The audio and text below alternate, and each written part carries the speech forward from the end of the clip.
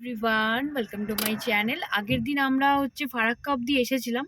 এটা নেক্সট ডের ব্লগ। আগের দিন আমরা ফারাক্কা অবধি এসেছিলাম। ফারাক্কায় এসে ওখানে একটা রুম নিয়ে ওখানে স্টে করেছিলাম। তারপর আজ সকালবেলা 7:30টার দিকে উঠে আমরা আবার আমাদের যাত্রা শুরু করেছি। আজকে আমাদের 7 ঘন্টা রয়েছে। 7 ঘন্টায় আমরা পৌঁছে যাব বাড়িতে। আর এখন আমরা রয়েছি নলহাটিতে। আমরা মোরগ্রাম পেরিয়ে গেছি। মোরগ্রাম পেরিয়ে নলহাটিতে ঢুকেছি। একটু ইচ্ছে আছে নলহাটেশ্বরী কালী মন্দির দর্শন করে তারপরে বাড়ি যাওয়ার। দেখা যাক কি হয়। রাস্তার মধ্যে প্রচন্ড পরিমাণে জ্যাম, তো দেখছি কি করতে পারি। যাই করবো তোমাদের সাথে শেয়ার করবো। জ্যামগুলো একবার দেখো তোমরা, কত বড় জ্যাম লেগেছে দেখো।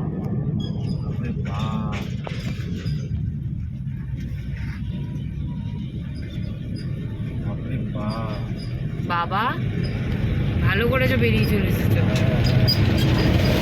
এত বড় জ্যাম।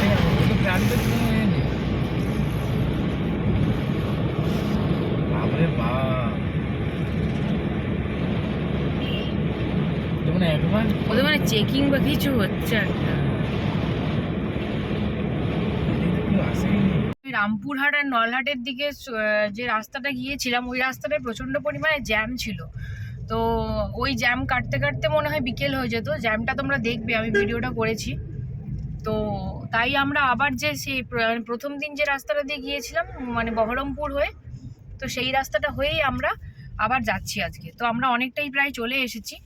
আমাদের আর প্রায় 240 কিলোমিটার মতন রয়েছে, তাহলে আমরা বাড়ি পৌঁছে যাব। তো চলো বাড়ি ফিরছি। বাড়ি ফিরে তোমাদের সাথে দেখা হচ্ছে।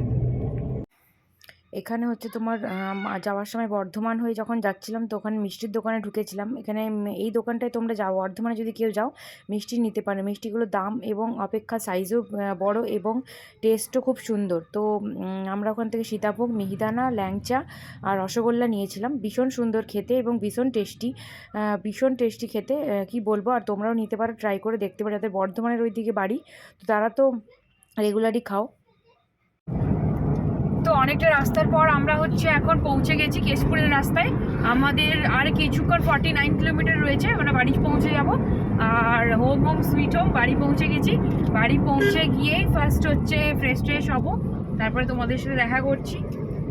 কি কি মিষ্টি নিয়েছি, কি করেছি সব তোমাদের সাথে শেয়ার করব। আর টেস্ট কেমন সেটাও শেয়ার করব। তো চলো এখন বাড়ি পৌঁছে তোমাদের সাথে দেখা হচ্ছে, ঠিক আছে? এই যে সব যে জিনিসগুলো প্যাকিং ছিল, সেগুলো সব সকালবেলা সব কিছু রোদে রোদে দিয়ে সব আনপ্যাক করে নিয়েছি। আনপ্যাক করে নিয়ে তারপরে এখন সেগুলোকে গোছানোর পালা, আর এই ট্রলিগুলো ঢোকানোর পালা। ট্যুর শেষ, এই সবগুলো ট্যুরের সাইড এফেক্ট, করতে হবে। এগুলো গুছিয়ে নিচ্ছি।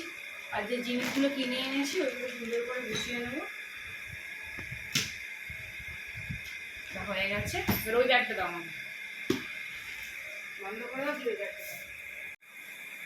টুপি লাগলে এখান থেকে নিয়ে যাবে।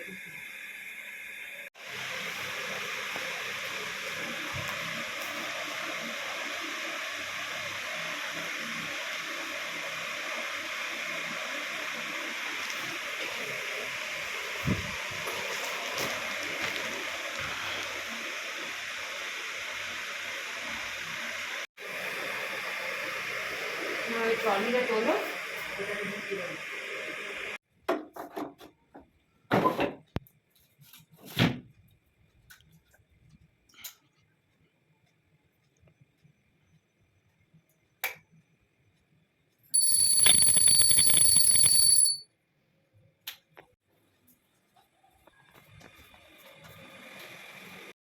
বাড়িতে সন্ধে টন্ধে দেখিয়ে নিয়ে তারপরে গেলাম একটু কেনাকাটা করার জন্য, কারণ সামনেই ছিল পয়লা বৈশাখ। তো পয়লা বৈশাখে বাড়িতে পড়ার কিছু জিনিসপত্র কেনাকাটা করার জন্য গিয়েছিলাম। তো আমার কিছু জিনিসপত্র নিলাম এবং আমার হাজব্যান্ডের জন্য কিছু নেওয়ার ছিল, সেগুলো নিলাম। তো নিয়ে আমরা তারপরে ওখানে অনেকগুলো দোকানেই প্রায় গিয়েছিলাম।